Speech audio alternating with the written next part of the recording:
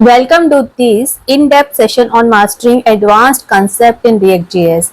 Whether you are already building React applications or preparing for interviews or enterprise projects, this video will take your skills to the next level. So let's begin with this video. So first of all, the main agenda of this video is we will cover a wide range of advanced React topics. We will start by understanding how the React internals and virtual DOM work. Then we will explore custom hooks, compare Context API with Redux Toolkit and learn about performance optimization. We will also cover code splitting, error boundaries, design patterns in React, project structure, testing, and finally some powerful tips and resources.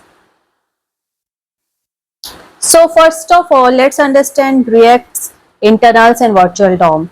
React uses a virtual DOM which is lightweight copy of the real DOM.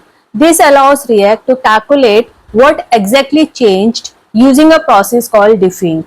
Only the modified parts are updated in the actual DOM, which makes React extremely efficient and fast. This internal mechanism is the foundation of React's performance. Custom hooks. Custom hooks help us reuse logic across components. For example, we can create a custom hook for fetching data, handling debouncing, or tracking window width.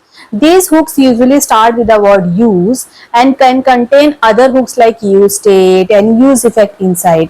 They improve code readability and maintainability.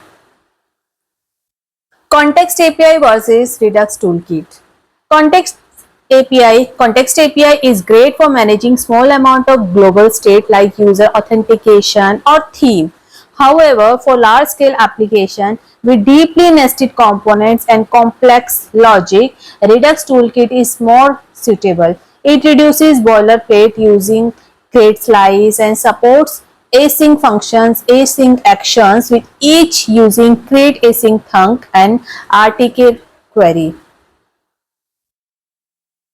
React Performance Optimization.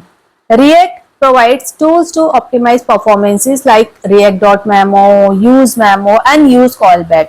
These help avoid unnecessarily re-renders. Always use unique keys in list, debounce inputs where needed, and memorize expensive computations. These small changes can lead to big improvements in large applications. Code splitting and lazy loading. To improve load time, we can split code and load components only when needed. React offers React.lazy and suspense for this purpose. Instead of bundling everything upfront, we load only the required chunks. This is critical for performance in large-scale applications. Error boundaries. React error boundaries help catch JavaScript errors in components and prevent the entire application from crashing. These are implemented using class component with lifecycle methods like getDerivedState from error and component did catch. They provide a fallback UI and a more stable user experience. React design patterns. React offers several design patterns that help organize code better. The compound component pattern is great for components like tabs. The render prop pattern helps in sharing logic. The provider pattern is often used with Context API. Learn to use these patterns to write scalable and reusable components. Real world folder structure. A clean and consistent folder structure is key in any real world application. Group components by features, not by type. Keep components, pages, hooks, store and services organized. This not only helps in scalability but also makes collaboration easier among developers.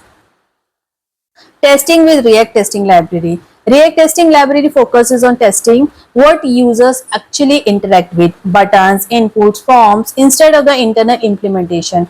Combine it with Jest for assertions and mocking. Always write tests to user flows, edge cases and component behavior to ensure stability. Final tips and resources. To go beyond, start using TypeScript with React. It offers static typing and fewer runtime errors. Use tools like ESLint and Prettier to keep code clean. Also explore tools like YTV, ITE for fast development, Just-end or Recoil as state alternatives, and Storybook for component documentation. So thank you so much for watching this video. If you found this video helpful, please like, share and subscribe to the channel. Comment your questions or suggestions below. Let's keep learning and building together. See you in the next video. Thanks for watching.